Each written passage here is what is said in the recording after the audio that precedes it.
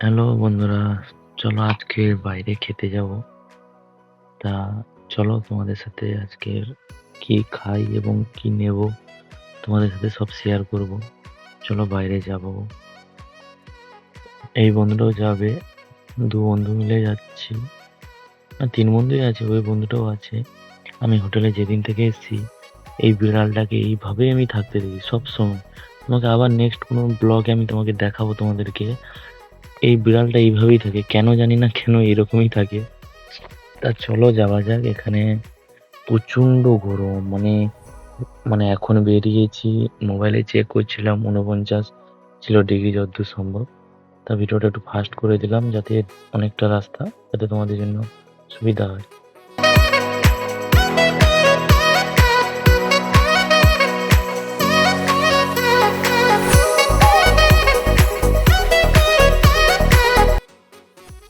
হ্যাঁ, হোটেলে চলে এসেছি। এটা দেখছো বাঙালি হোটেল, একটা বাংলাদেশির হোটেল, বাংলাদেশের বাড়ি মালিকটা। তা হোটেলে যেদিন থেকে এসেছি এই হোটেলেই খাচ্ছি।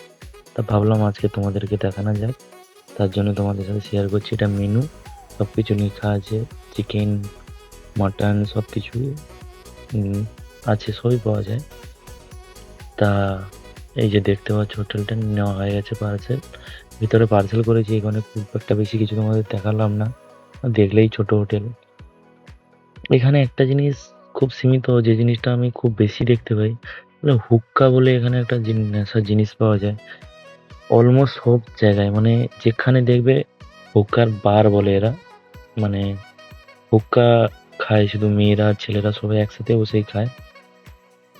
তা খুব বেশি এখানে আমি দেখি। তা চলে এসেছি, দেখতে পাচ্ছ রুমের দিকে যাচ্ছি। তা ভিডিওটা এখানে ফাস্ট করে দিলাম, কেন অনেকটা হয়ে যাবে ভিডিওটা, তার জন্য। প্রচন্ড গরম, বাইরে থাকা যায় না।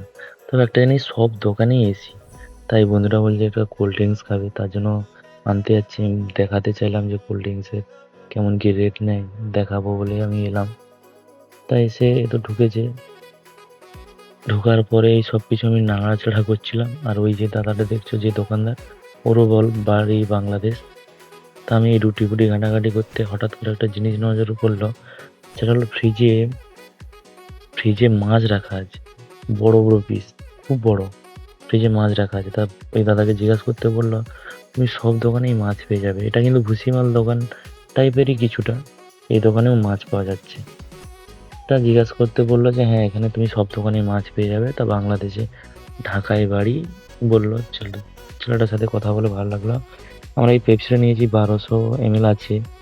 এটার দাম হচ্ছে 5 টাকা, মানে এখানকার 5 টাকা, দিরাম, 5 দিরাম। তা ইন্ডিয়ার কত হিসাব করেই নেবে। এই খাবার নিয়ে এসেছিলাম, খাবারটা দেখাচ্ছি। এই রুটিগুলো 1 টাকা করে, মানে 1 দিরাম করে।